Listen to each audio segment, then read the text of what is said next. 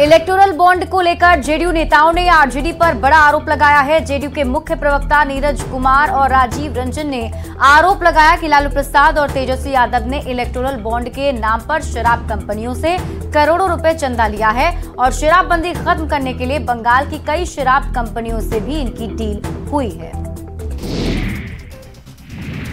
63% आपको electoral bond में केवल शराब कंपनियों ने, और ये अधिकतर बंगाल की कंपनी है। इसीलिए लगता है कलकत्ता ही ज्यादा आते जाते थे। कोलकाता ज्यादा आने जाने का कारण अब समझ में आ रहा है कि तेजस्वी यादव जी शराब कंपनियों से डील करने जा रहे थे। अगला सवाल मेरा यह है कि क्या आपने आरजेडी ने यह वचन दिया था शराब कंपनियों को कि हमको इलेक्टोरल बॉन्ड में मदद करो, हम बिहार में शराबबंदी खत्म कर देंगे? तो निसंदेह राष्ट्रीय जनता दल को ये जवाब देना होगा कि जब बिहार में शराबबंदी है, वैसी स्थिति में शराब कंपनियों से आपने पैसे किस लिए? और हमारा सीधा आरोप है कि आप सत्तारूढ़ गठबंधन में रहकर अपने प्रभाव का इस्तेमाल शराबबंदी को खत्म करने के लिए, दबाव बनाने के लिए करना चाहते थे। और शायद ये कई वजहों में से एक बड़ी वजह है जो आपके आचरण से दुखी होकर के नीतीश कुमार जी को गठबंधन से अलग होने का फैसला किया। नेता प्रतिपक्ष तेजस्वी यादव ने पूर्णिया में रोड शो पर हुए हमला मामले में पुलिस कार्रवाई की मांग की है। तेजस्वी यादव ने कहा कि वो गांधीवादी हैं और हमले का जवाब भी गांधीवादी तरीके से देना जानते हैं। आपको बताएंगे मंगलवार को पूर्णिया में तेजस्वी यादव के रोड शो पर हमला हुआ था। आरजेडी उम्मीदवार बीमा भारती ने पप्पू यादव के समर्थकों पर हमले का आरोप लगाया था। देखिए, हम लोग भाई गांधीवादी लोग, हम लोग नकारात्मक राजनीति नहीं करना चाहते। चुनाव में प्रचार में सबका अधिकार है। हम लोग बाकायदा नियम कायदा परमिशन लेके गए थे। कौन क्या हो रहा है वो लॉ एंड ऑर्डर जो है पुलिस देखेगा, प्रशासन देखेगा। हालांकि उसकी सारी फुटेजेस है, पुलिस उस पर उम्मीद है कि कार्रवाई करेगी। लेकिन चुनाव एक लोकतंत्र का पर्व है, मिलजुल करके मनाना चाहिए। लोकसभा के दूसरे चरण के चुनाव प्रचार का आज अंतिम दिन है। बिहार में दूसरे चरण की 5 सीटों पर होने वाले चुनाव में सभी पर जेडीयू उम्मीदवार खड़े हैं। ऐसे में पार्टी उम्मीदवारों की जीत के लिए रणनीति बनाने CM Nitish Kumar JDU office पहुंचे और उन्होंने पार्टी के नेताओं और कार्यकर्ताओं से मुलाकात की। सभी को चुनाव से संबंधित जरूरी निर्देश भी दिए।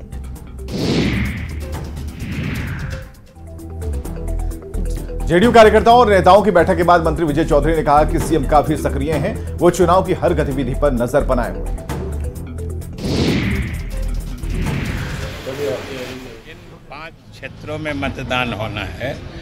5 क्षेत्रों में एनडीए के तरफ से जदयू के ही उम्मीदवार हैं और हम लोग पूरी गंभीरता से इस अभियान का अनुश्रवण यानी मॉनिटरिंग भी कर रहे हैं और काफी संतोषप्रद ढंग से हम लोग का अभियान चल रहा है।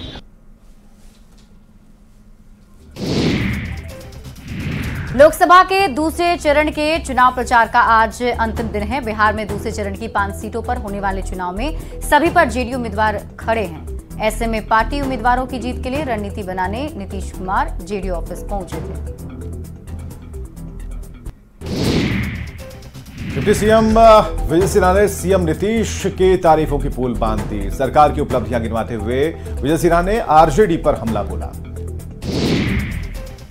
जातीय नरसंहार कराने वाले जंगल राज के लोगों का क्या भय का वातावरण था। हत्या, अपहरण, लूट, बलात्कार का किस तरह से उद्योग चलता था। पूरे बिहार के अंदर उद्योग धंधे बंद हो गए थे। यहाँ के लोग भय से पलायन करने के लिए विवश थे और 2005 से 10 के बीच में ये जंगल राज पर कमांड किया गया, सुशासन स्थापित किया गया।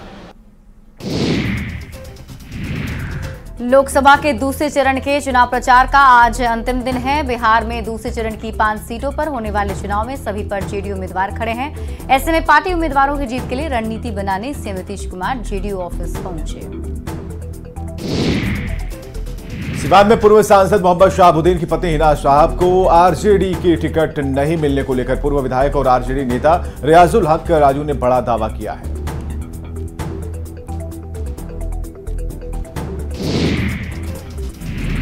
अल्पसंख्यक कल्याण आयोग के अध्यक्ष रियाजुल हक राजू ने कहा कि आरजेडी के राष्ट्रीय अध्यक्ष लालू प्रसाद ने हिना साहब को टिकट देने के लिए फोन पर बात की थी, लेकिन हिना साहब ने आरजेडी के ऑफर को ठुकरा दिया और निर्दलीय चुनाव लड़ने का फैसला किया। अध्यक्ष हमारे राष्ट्रीय नेता ने, राष्ट्रीय अध्यक्ष ने हिना मैडम से बात भी किया, लेकिन हिना मैडम टिकट लेने से इनकार किया। बहुत दिन के बाद उनके इंतजार के बाद जब इनकार कर गया, पेपर में भी आप ही छापे थे कि लालू जी ने किया फोन, हिना ने किया इनकार, निर्दल लड़ने के किया ऐलान। तो इसलिए इंतजार करने के बाद पार्टी बैठी तो नहीं रहेगी, किसी न किसी को लड़ाएगी। बहुत इंतजार के बाद देखते होंगे कि 22 को जब अनाउंस हो गया टिकट का, उसके एक हफ्ते के बाद औध बिहारी चौधरी को वहां उम्मीदवार बनाया गया। पाटलिपुत्र सीट पर मुकाबला बेहद रोचक हो गया है। यहां एनडीए उम्मीदवार रामकृपाल यादव की टक्कर लालू प्रसाद यादव की बेटी मीसा भारती से है। रामकृपाल यादव का कहना है कि कोई फाइट नहीं है, यहां चुनाव जनता लड़ रही है। बीजेपी के राष्ट्रीय अध्यक्ष जेपी नड्डा ने भागलपुर में चुनावी सभा की। एनडीए कार्यकर्ताओं ने उनका स्वागत किया। बिहार बीजेपी के प्रदेश अध्यक्ष और डिप्टी सीएम सम्राट चौधरी जेपी नड्डा के साथ मौजूद रहे। उम्मीदवार अजय मंडल के लिए दोनों नेताओं ने चुनाव प्रचार किया। यह उत्साह मुझे आश्वस्त कर रहा है कि आप सब लोगों ने अजय मंडल जी को दिल्ली भेजने का निर्णय ले लिया है, यह स्पष्ट मुझे दिख रहा है।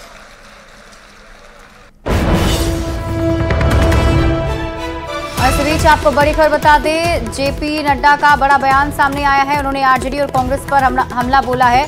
जेपी आंदोलन के समय कांग्रेस ने लालू प्रसाद को जेल भेजा, कल जेल भेजने वाले आज दोस्त बन गए हैं। उन्होंने आगे कहा कि साथ में ये दोनों गप्पे मारते हैं, मटन बनाते हैं, राहुल गांधी और लालू प्रसाद। वहीं इंडिया अलायंस भ्रष्टाचारियों का गठबंधन है। जेपी नड्डा ने ये भी आरोप लगाया। साथ ही साथ उन्होंने कहा कि इंडिया अलायंस के आधे नेता जेल में हैं और आधे नेता बेल पर हैं। कमंडिया गठबंधन ये परिवार वालों का गठबंधन है और कुछ नहीं है। आप बताइए मीसा बेल पर है कि नहीं है? आप बताइए तेजस्वी बेल पर है कि नहीं है? आप बताइए सारा परिवार बेल पर है कि नहीं है? सब घोटाले पे घोटाला, घोटाले पे घोटाला। लालू यादव ये मीसा नाम कैसे पड़ा? मीसा नाम इसलिए पड़ा कि ये जेल में थे, कांग्रेस ने इनको जेल में डाला हुआ था जयप्रकाश नारायण आंदोलन में, और तब मीसा पैदा हुई थी तो उसका नाम मीसा रखा गया था। Maintenance of internal security act इसमें गए थे। आज कांग्रेस के साथ गांधी मैदान में राहुल गांधी उसके मिसेस गांधी के पोते के साथ बैठ करके गपशप मार रहे हो और घर में मटन बनाना सिखा रहे हो। मटन बनाना, ये दोस्ती, ये हालचाल, ये रवैया। अरे गंगा में बहुत पानी बह गया भाई।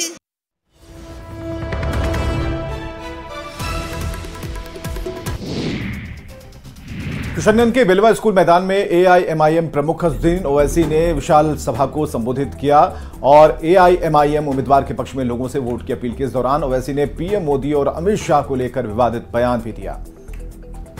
हमारा नामो निशान नहीं था जब कोविड अपने उरूज पर था, और आज तुम नफरत पैदा करना चाहते हो मुसलमानों के ताल्लुक से।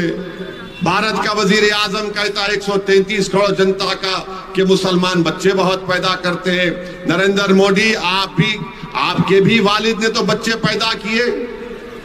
नरेंद्र मोदी को मिलाकर 6 भाई हैं, अमित शाह की 6 बहनें हैं। तो बताओ कौन बच्चे पैदा कर रहा है? नहीं, सिर्फ मुसलमान बच्चे पैदा करा रहे। हुकूमत के आदाद शुमार ये बता रहे हैं कि हमारी मुस्लिम खवातीन कम बच्चे पैदा कर रही हैं अभी, जिसको अंग्रेजी में कहते हैं फर्टिलिटी रेट गिरा है। लोकसभा चुनाव की लड़ाई अब मंगलसूत्र पर आ गई है। अररिया पहुंचे बीजेपी सांसद मनोज तिवारी ने इंडिया गठबंधन पर जमकर हमला बोला और कहा कि घमंडिया गठबंधन को जनता जवाब देगी। पूरे देश के भाई हम क्या कहें? देखिए, उन्होंने खुद लिखा है कि हम सारे गहना गुड़िया जो भी होगा उसको समीक्षा करके और जिनके ज़्यादा बच्चे होंगे उनमें बांट देंगे। तो इसका मतलब मंगलसूत्र भी छीन लोगे? तो मंगलसूत्र छीनने वालों, तुम तो अपने परिवार के ही मंगलसूत्र की बात करते रहे हो, यहाँ पूरे देश के मंगलसूत्र को छीनने की बात किए हो। और ये देश का गरीब से लेके और हर व्यक्ति जवाब देगा पूरे घमंडिया गठबंधन। हेमंत सोरेन की ओर से गिरफ्तारी को चुनौती देते हुए जमानत की सुप्रीम कोर्ट से मांग की गई है। सुप्रीम कोर्ट में हेमंत सोरेन की तरफ से वकील कपिल सिब्बल ने गुहार लगाई। उन्होंने कहा कि हाईकोर्ट ने हेमंत सोरेन की जमानत पर फैसला सुरक्षित रखा है और इससे नहीं सुनाए जाने से पूर्व सीएम चुनाव प्रचार में भाग नहीं ले पा रहे। सुप्रीम कोर्ट से कपिल सिब्बल ने हाई कोर्ट को हेमंत सोरेन की जमानत पर जल्दी फैसला लेने के लिए आदेश जारी करने की मांग की है। इस पर सुप्रीम कोर्ट ने कपिल सिब्बल को चीफ जस्टिस के सेक्रेटरी के पास मामला भेजने की सलाह दी। दरअसल हेमंत सोरेन की याचिका में ईडी की ओर से अपनी गिरफ्तारी को चुनौती देते हुए जमानत की मांग की गई है, जिस पर अभी तक फैसला नहीं सुनाया जा सका है। अमेठी में लोकसभा चुनाव में 5वें चरण में बीजेपी ने स्मृति ईरानी को मैदान में उतारा है। कांग्रेस से कौन होगा, इससे लेकर कयास लगाए जा रहे हैं। अब अमेठी में रॉबर्ट वाड्रा के लिए पोस्टर लगे हैं।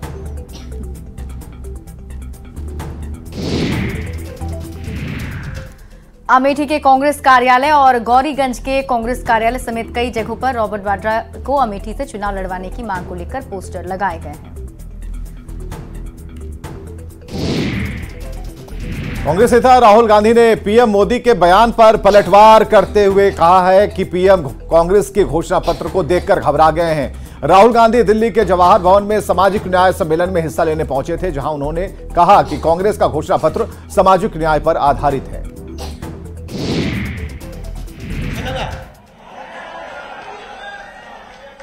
आपने देखा होगा कि प्रधानमंत्री पैनिक कर गए हैं। हाँ, बिल्कुल हिल गए हैं, घबरा गए।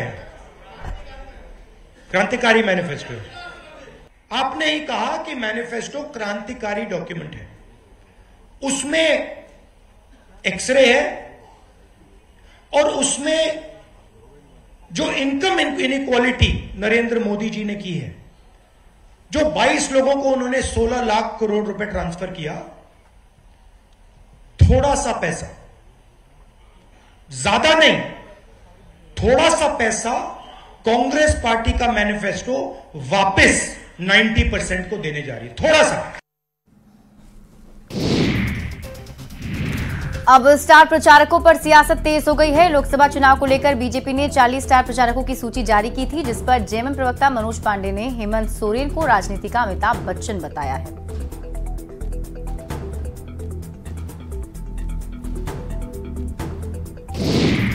किसी को कोई सुनना चाहता है, बाबूलाल मरांडी जी जाए ना कहीं, कोई 100-200 आदमी भी जुटता है उनके सभा में।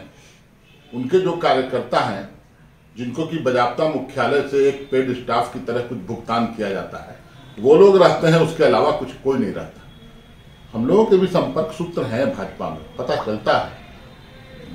आम आदमी के बीच में, आम नागरिकों के बीच में कोई रुझान नहीं है। किसको सुनेगा? कौन 40 स्टार प्रचारक हो गए? हेमंत सोरेन के सामने एक भी लोग नहीं टिक पाएंगे। हम लोगों ने तो रैली करके दिखा दिया, 5 लाख लोगों की भीड़, इनकी जमीन खिसक गई, चूल्हे हिल गई इनकी। कोई स्टार प्रचारक काम नहीं आएगा। सबसे बड़ा स्टार राजनीति का अमिताभ बच्चन हेमंत सोरेन है। और जम्मू कश्मीर से खबर, जहां बांडीपोरा में मुठभेड़ की खबर है। आतंकियों और सुरक्षा कर्मियों के बीच मुठभेड़ हुई है और इस मुठभेड़ में 2 जवान घायल हो गए हैं।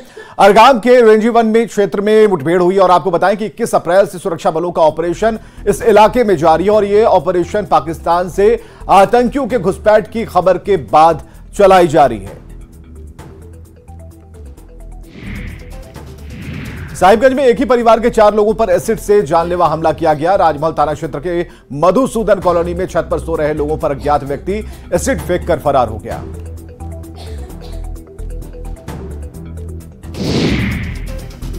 घायलों को बेहतर इलाज के लिए धनबाद मेडिकल कॉलेज रेफर कर दिया गया, जिसमें 2 लोगों की हालत नाजुक है। पुलिस ने पीड़ित के बयान के आधार पर कुछ लोगों को हिरासत में लिया है।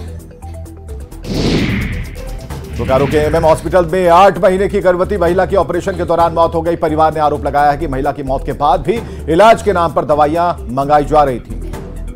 मृतक के पति ने अस्पताल प्रबंधन पर लापरवाही का भी आरोप लगाया है। मामले में डॉक्टर ने सभी आरोपों को नकारते हुए सफाई दी।